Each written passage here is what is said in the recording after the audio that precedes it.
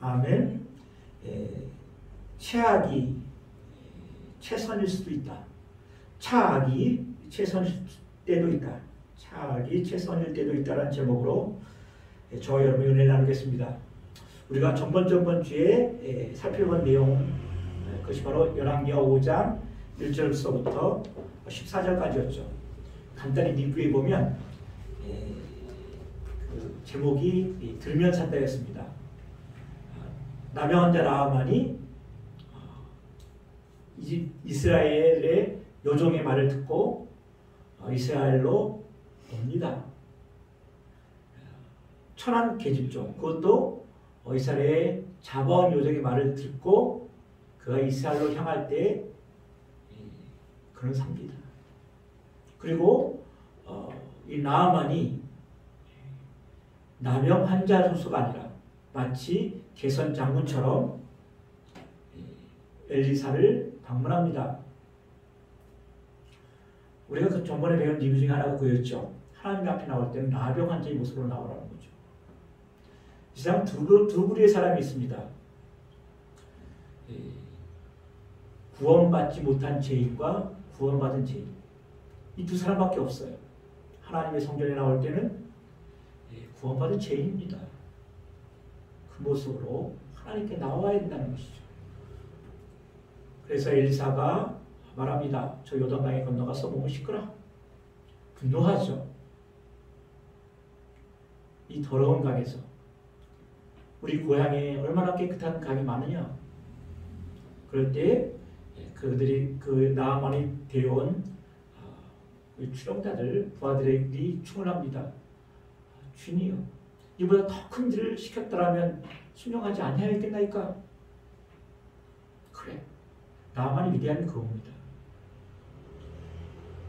그리고 우리가 말씀이 들어야 산다고 했죠. 들으니까 사는 거죠. 같이 요단강에 내려가서 읽어본 모여 했더니 나무 읽었도다.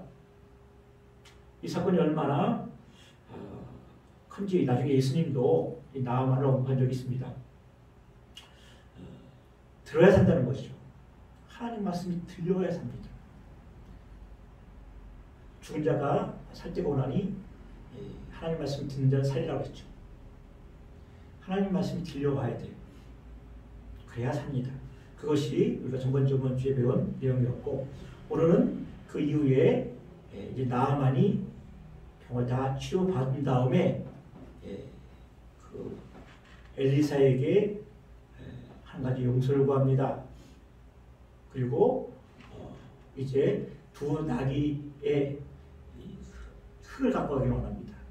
그래서 내가 고대 당시에는 그렇죠. 고대 당시에는 그 자신들의 고향을 떠날 때 신전했었던 그걸 갖고 가서 거기서 이렇게 깔고 기도하거나 예배드리면 더 감동이 있었던 모양이에요. 어찌됐든 간에 이 나아만은 노새 두 마리에 여기 있는 흙을 갖고 가기를 원합니다. 그리고 내가 여호와께 희생제물을 오직 여호와께만 드리겠습니다.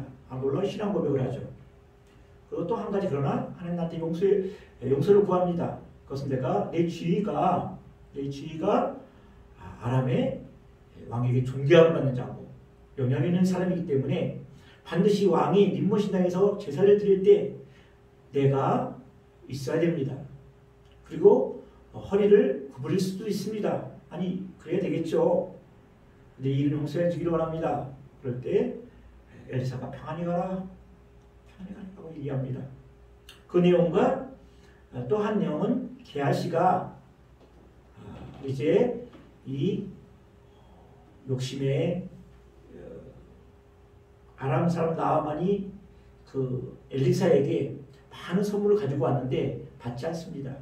그냥 강권하여도 받지 않고 돌려보냈다는 소식을 듣고 쫓아갑니다. 쫓아가서 거짓말로 어떤 주청년이 에브라임에서 왔는데 우리 스승이 은 한 달란트와 두 옷을 달라고 하더이다. 그러더니 나아만이 은 한 달란트나 두 달란트 주고 옷도 짊어매어서, 만약에 더 짊어맸으면 더 줄 수도 있었을 거예요. 어쨌든 간에 주고 돌려보냅니다. 그때 엘리사가 돌아왔을 때 네가 어디서 왔느냐? 네가 무엇을 했느냐? 그럴 때 아무 말도 하지 않았습니다. 엘리사가 책망하죠. 네가 엘리사가 이르되 한 사람이 숲에서 내려 너를 맞이할 때 내 마음이 함께 가지 아니하였느냐? 성령이 너에게 감동하지 않았느냐? 뭐 그렇게도 해석되는데 어쨌든 간에 그렇게 말합니다. 그리고 너는 문득병이 될 것이다. 그렇게 저주하는 내용이 나옵니다. 자, 오늘 내용을 간단히 살펴봤습니다. 자, 이 두 내용을 가지고 돈 앞에 비겁한 게하시, 돈 앞에 비겁한 사역자, 그 두 번째는 나아만의 신앙의 한계. 물론 최악일 때도 최악일 때도 최선일 수가 있다. 나아만의 신앙의 한계 두 가지를 살펴보겠습니다. 순서상 먼저 나아만을 살펴볼 터인데 먼저 순서를 바꿔서 돈 앞에 비겁한 게하시를 먼저 살펴보겠습니다. 게하시는 고의적으로 그리고 계획적으로 적극적으로 비겁한 일을 합니다. 돈에 들이 멀었죠. 어떻게 고의적입니까? 자, 20절에 보니까 내가 그를 쫓아가서 무엇인지 그에게 받으리라. 그러면서 여호와께 내가 살아계심을 두고 맹세하노니, 이게 여호와께 맹세할 일입니까? 이것은 뭐냐면 고의적이고 계획적이라는 거였어요. 그리고 성령의 감동도 무시합니다.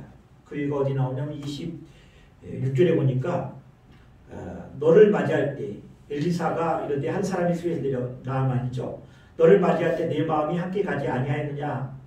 좀 난해구절이긴 하지만 대체적으로 성령이 감동이 됐을 때 엘리사에게 감동한 성령이 그에게 감동이 됐을 때도 그는 그것을 거절하고 그 나아만 장군에게 은 2달란트와 2옷을 받았다는 겁니다. 이것을 미뤄보아서 게하시는 의도적이고 계획적이고 그리고 적극적으로 자신의 욕심을 채웠습니다. 심지어 하나님을 속이고 엘리야를 속였습니다. 그 발터 베냐민이라고 하는 사회주의자, 사회학자가 있습니다. 그가 쓴 종교로서의 자본주의, 우리 번역된 책을 의하면 자본종교라고 그렇게 번역이 되었네요. 참 좋은 책입니다. 거기서 나온 내용을 간단히 설명하면 본질적으로 자본주의는 종교적이다라고 얘기합니다. 자본주의가 본질적으로 종교적이라는 겁니다. 그러면서 신자유주의가, 새로운 신자유주의가 성전이라는 거예요. 그러면서 그들의 성전은 은행이고 금융기관이고 증권사라고. 사실들은 은행원이며 투자가이며 금융에 속한 신명들이고, 그리고 그들이 숭배하는 것은 바로 성공과 소비 능력이다. 우리가 이 말을 들으면서 한 작가가 쓴 사회를 향한 자본주의에 대한 경고의 책이다라고 지나가기에는 섬찟합니다. 그것은 바로 우리 안에도 이런 만몬심, 신이 된 자본주의 영향이 우리 생활 깊숙이에 침범해 있기 때문에, 부인할 수 없기 때문에 섬찟한 겁니다. 만몬주의자, 자본주의자들이 섬기는 숭배의 가치는 바로 성공과 소비 능력이라고 하는 거예요. 저도 이 부분을 읽을 때 섬찟했습니다. 성공지상주의, 그리고 소비의 능력이 있는 자가 하나님께 축복받은 자라고 하는 공식이 어느샌가 온 성도들에게 스며들 때 이미 우리는 신이 된 자본주의, 만몬신에게 이미 제사하고 있지 않는가 살펴봤습니다. 그러면서 돈 앞에 비겁한 게하시를 봅니다. 사실상 엘리사는 궁핍한 생활을 했을 것입니다. 그러면서 엘리사가 게하시한테 뭐라고 말합니까? 지금이 25절이죠. 지금이 어찌 은을 받으며 옷을 받으며 감남원이나 포도원이나 양이나 소나 남종이나 요정을 받을 때냐? 한마디로 말하면 지금이 어느 때냐라는 겁니다. 북이스라엘은 거짓 선지자와 사꾼 선지자, 삭을 위해서 종교질하는 거짓 제사장들이 판치고 있는 시대에 이스라엘 자체는 이미 성전 기능이 없죠. 지금이 어느 때냐? 이 말이 제가 이 말을 연구할 때 굉장히 가슴에 와닿습니다. 지금이 어느 때인가? 지금이 어느 때인가? 거짓 선지자들과 사꾼 목사들과 그리고 물질의 축복과 성공된 것들이 소비 능력이 곧 우리가 축복이다라고 하는 생각에 사로잡힌 우리 성도들 앞에 과연 돈의 앞에 비겁한 게하시가 구약시대에 있었던 한 엘리사의 종의 스토리가 됐다면 얼마나 좋았을까요? 게하시는 그가 추구하는 것이 하나님일 수도 있지만 돈 앞에 비겁한 게하시였습니다. 문득병이 되었죠. 그가 얼마나 세상 권력과 금욕에 취하였는지는 또 8장에 보면 알 수 있습니다. 8장에 보니까 지금 5장이죠. 8장에 가니까 게하시가 여호람 왕 앞에 서서 옛날에 전에 가부의 아들 여인의 아들을 살려준 것이고 그리고 또한 그 여인이 에 대한 이야기를 하고 있을 때 그 여인이 들어옵니다. 엘리야가 조금 블레셋에 훈련이 들으니까 각비스라고 하는 여인이었습니다. 그리고 돌아왔을 때는 7년이나 오랜 세월이 있다 보니까 자기 땅을 되찾지 못할 때 왕에게 소송하러 왔는데 왕에게 호소하러 왔을 때 그 앞에 누가 있었냐면 게하시가 있습니다. 8장에 어떻게 문득병자인지 지금 5장이죠. 8장에 어떻게 게하시가 문득병자가 왕 앞에 나설 수 있었느냐? 두 가지로 해석이 될 수 있습니다. 이것은 5장 이전의 사건이다. 왜냐하면 열왕기서가 연대기적으로만 쓰여지지 않을 수도 있다라고 하는 신학자들도 있고 저는 또 이렇게 생각합니다. 아마 게하시가 회개했을 것이다. 그리고 나음을 받아서 왕 앞에 쓸 수 있었을 것이다. 자, 이것이 중요한 게 아니라 지금 게하시가 어디에 서 있습니까? 엘리사 앞에 서 있어야 되는데 왕 앞에 서 있다는 거예요. 우리는 누구 앞에 서 있기를 좋아합니까? 하나님 앞에 교회에 서 있어야 될 우리 존재들이 교회보다는 세상 권력자 앞에 서 있고 금권 앞에 서 있기를 원하지 않습니까? 이걸 통해서 게하시를 통해서 우리의 모습이 성경에서 우리의 모습을 고발할 때 정직하게 나와야 됩니다. 오늘 우리에게 들려주신 하나님 말씀이 바로 우리를 고발합니다. 그럴 때 하나님 우리 죄를 용서하옵소서. 내 안에 있는 게하시를 통해서 내가 내 자리를 발견합니다. 내 죄를 고백합니다. 하나님 앞에 서 있을 때는 우리가 하나님으로부터 죄에 대해서 자유함을 얻지만 그러지 못합니다. 왜 게하시가 눈이 멀었습니까? 욕심이죠. 자연적인 사람은 육에 속한 사람은 욕심에 따라 그리고 자신의 두려움에 따라 선택하고 판단합니다. 자연인이죠. 본능적으로 행동하죠. 그걸 우리는 바로 육신에 속한 사람이라고 합니다. 고린도전서 우리가 수요일날 금요일날 고린도전서를 강의하고 있죠. 1장 했지만은 1장에 넘어가서 3장에 넘어가면 그런 내용이 나옵니다. 3장 1장 4절에 보면 형제들아 내가 신령한 자들 대한 같이 너에게 말할 수 없어서 육신에 속한 자 곧 그리스도 안에서 어린아이들 대한 것 같이 하노라. 너희 나이도 육신에 속한 자라. 3절 그러다 고린도서 3장 3절입니다. 너희 나이도 육신에 속한 자로다. 너희 가운데 시기와 분쟁이 있으니 어찌 육신에 속하여 사람을 따라 행함이 아니리요. 육신에 따라 속하기 때문에 그렇습니다. 아직 너희가 그리스도 안에서 어린아이들과 대항같이 육신에 속해 있기 때문에. 물론 고린도서 2장에는 십자가를 설명하면서 육에 속한 사람은 하나님의 성령의 일을 받지 못하나니 그들에게는 어리석게 보이며 알지도 못하며 라고 했습니다. 그래서 영에 속한 사람만이 분별한다고 했습니다. 2장에 나오는 것은 육에 속한 사람은 영에 속하지 않은 사람들을 비교해서 말하는 것이고, 오늘 3절에 말하는 것은 고린도 교회에서 분쟁이 있을 때 고린도 형제들, 고린도 교인들입니다. 구원받은 사람들입니다. 근데 그들이 어린아이같이 사도 바울이 대할 수밖에 없는 것은 그들이 아직도 육신에 속해 있기 때문에 그렇다. 여기서 육신에 속했다는 것은 육신의 속성이 아직도 남아있다는 뜻이에요. 약간 잘 알아야 되겠죠. 자, 우리 3절에 고린도서 3장에 나타난 육신에 속한 사람들, 어린아이 같은 사람들, 사람을 따라 행하는 사람들. 고린도 교회에만 말씀했을까요? 오늘 우리에게 똑같이 말씀하고 계십니다.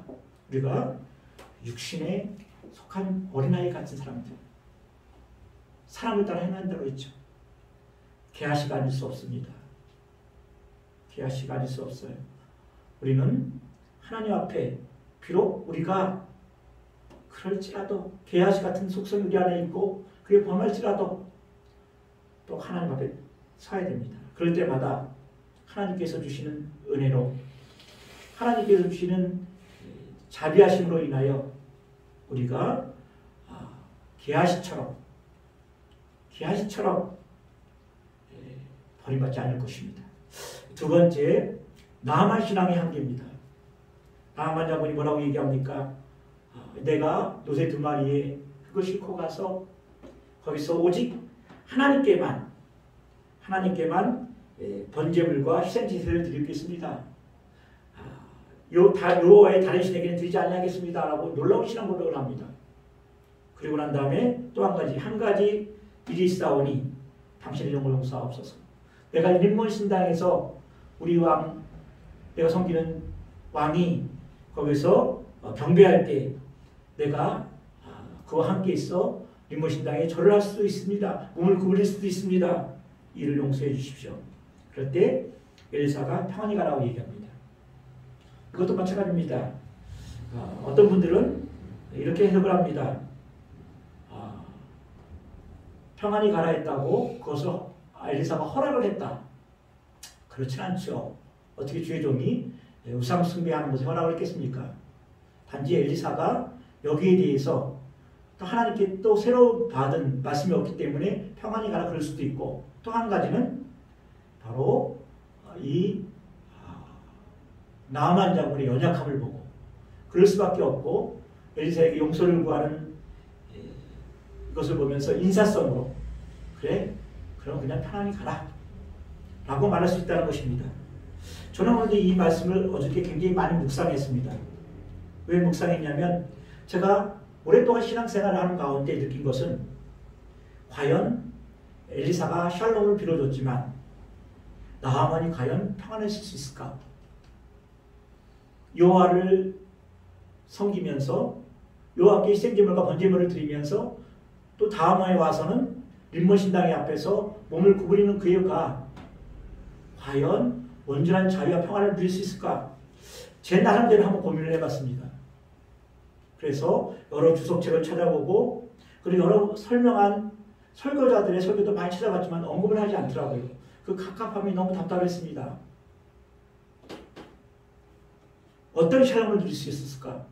나병 환자로서의 그 자유함을 누렸지만 신앙세계의 종교관으로서 자유를 누릴 수 있었을까? 내가 오랫동안 모태신앙으로서 목회로서 20년을 목회로 했지만 이런 경우에는 자유감은 없다는 것을 나는 알고 있었기 때문에 그렇습니다. 조그만 죄를 지어도, 물론 조그만 죄, 큰 죄가 하나님 앞에서는 다 죄이지만 그래도 하나님 앞에 고백하고 실토하지 않을 수 없는데 림몬 신당에서 계획적이고 의도적이고 그 림몬 신당의 예배에 경배에 본인이 참석할 때 과연 자유함이 있었을까? 여러모로 생각을 해봤습니다. 그래서 다른 성경을 찾아봤더니 그 아하방 시대에 열왕기상 18장이 나옵니까?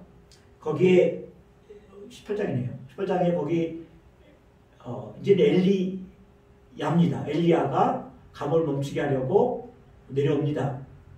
그럴 때 아합과 오바다가 물을 구하려고 돌아다닐 때 오바다 앞에 엘리야가 나타납니다. 그러면서 이제 아합에게 내가 여기 있다고 말하라 할 때 오바다가 그럴 수 없습니다. 만약 내가 당신이 여기 있다고 말하고 왕에게 말할 동안 당신이 사라지면 내가 어떻게 되겠습니까? 내가 어떠한 사람을 당신 아시지 않습니까? 내가 하나님의 종들을 50명씩 숨겨서 내가 그들을 숨겨두어서 바알의 손에서 그들을 아합의 손에서 건진 자입니다. 하나님 당신도 아시지 않습니까? 그렇게 말할 때 성경은 이 오바다를 뭐라고 평가하냐면 18장 3절에 여호와를 지극히 경외하는 자다라고 얘기합니다. 성경이 그렇게 평가하고 있어요.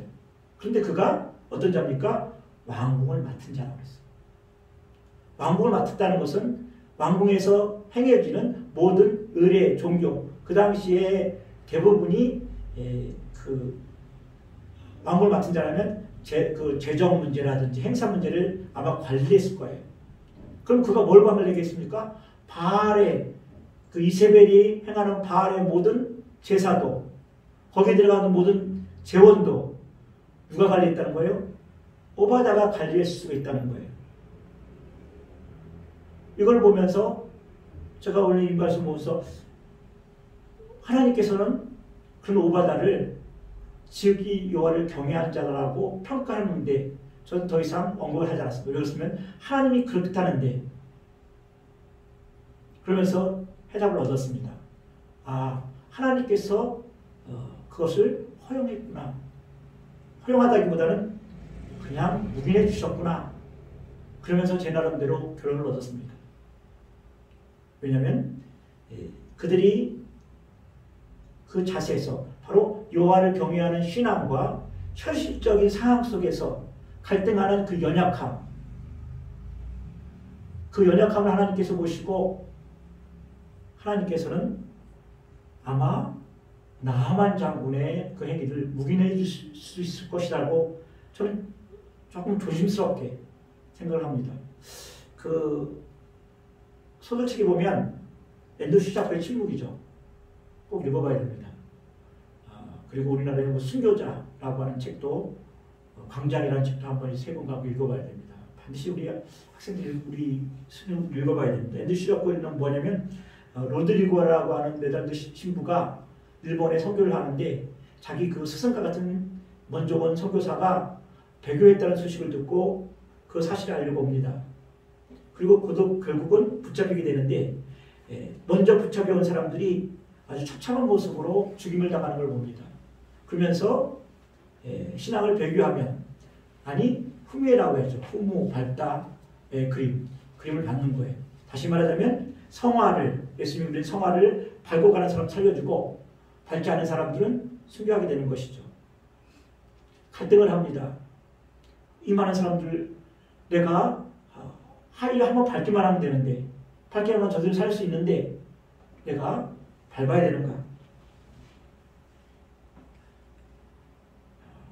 그렇게 밟으면서 결국은 그는 로드리고 선부는 그 동사 그림을 밟죠. 그러면서 그 밟을 때에 그런 음성이 들렸습니다. 나는 너희에게 예수님께서 그렇게 말씀하시는 모습이 나옵니다. 장면이 나와. 난 너희에게 밟히기 위해 존재하느니라. 밟는 너희 발이 아플 것이다. 그러나 그 아픈 마음으로 충분하다. 그렇게 말이 떠올랐던 겁니다. 그 아픈 마음으로 충분하다는 거예요. 왜 하나님은 그 가운데 침묵하고 계십니까? 침묵이 아니라 소리 없이 우리 예수님께서 십자가에서 부르짖는 소리를 바라고 있는 것이죠. 물론 거기에 대해서는 많은 신학적 논쟁이 있습니다. 그걸 차지하고 우리의 연약함으로 말미암아 하나님께서 배교를 통하여 그 성도들을 버릴 수 있을까? 그래서 저는 또 한 번 성경 말씀을 거기에 대한 성경 말씀을 계속 묵상했습니다. 그러니까 누가복음 12장 10절에 보니까 누구든지 말로 인자를 거역하면 사하심을 받으려니와 성령을 모독하는 자는 사하심을 받지 못하나니. 말로 인자를 거역한다. 성령을 모독하면 사하심을 일으킨다. 성령이 모독한다는 게 뭡니까? 우리 안에 성령이 계시는 성전이죠. 성령 계시죠. 물을 지킬 만한 것은 내 마음이니 생명의 근원이 거기서 나누니라.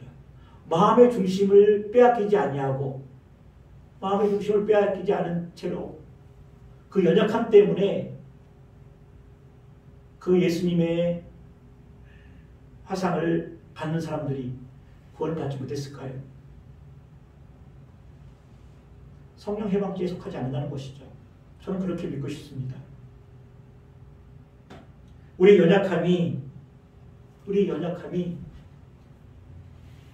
연약함으로 인하여 우리 주님을 인자를 거역하는 일을 하는 경우죠.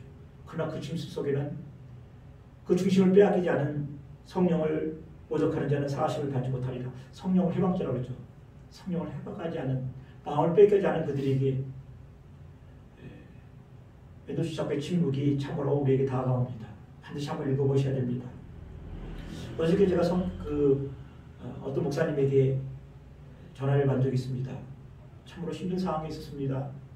사모님은 오랜 목회 동안 20년 가깝다고 하는데 동안 가족끼리 예배드리면서 많이 부셨습니다.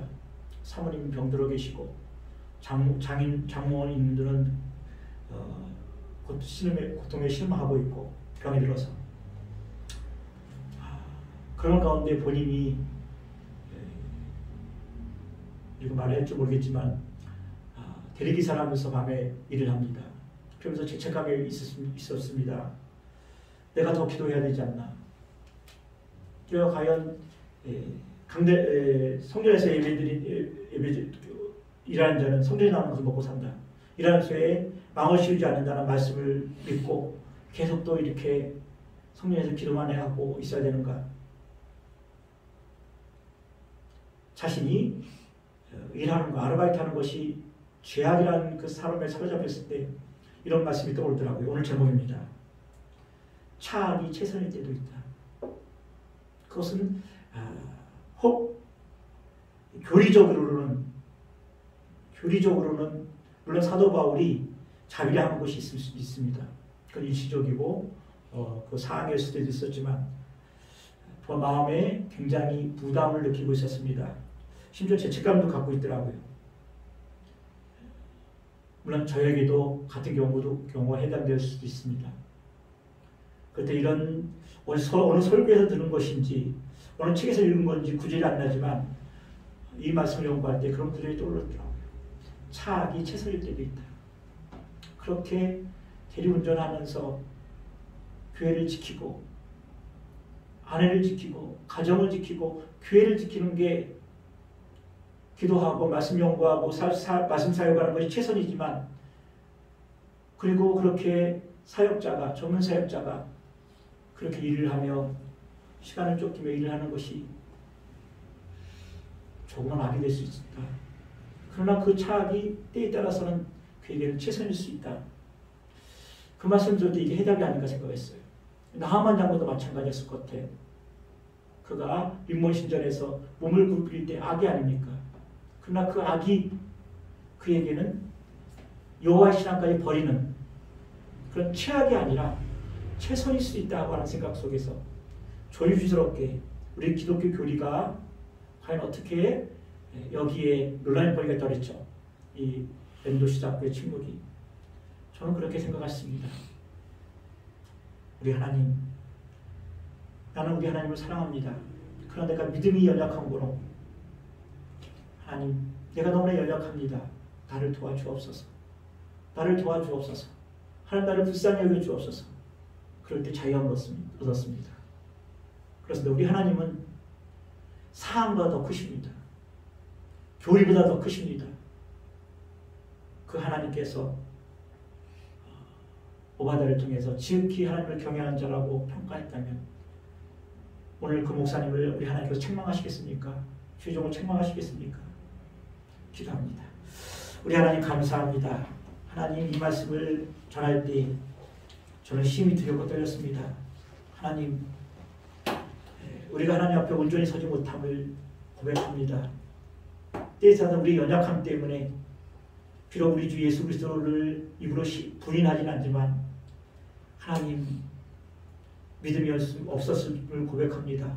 그렇지라도 우리 하나님 앞에 나아가 불쌍한 죄인, 연약한 주의 종이 왔습니다. 고백할 때 책망하지 아니하시고 마음의 위로와 평안을 주셔서 감사합니다. 하나님, 어떤 사랑보다 더 크신 하나님, 그 하나님을 사랑합니다. 오늘도 우리와 함께 하시고 오늘 예배 참석한 모든 심령들에게 넘치는 은혜와 자유를 허락하옵소서. 감사하며 우리 주 예수 그리스도의 이름으로 기도합나이다. 아멘.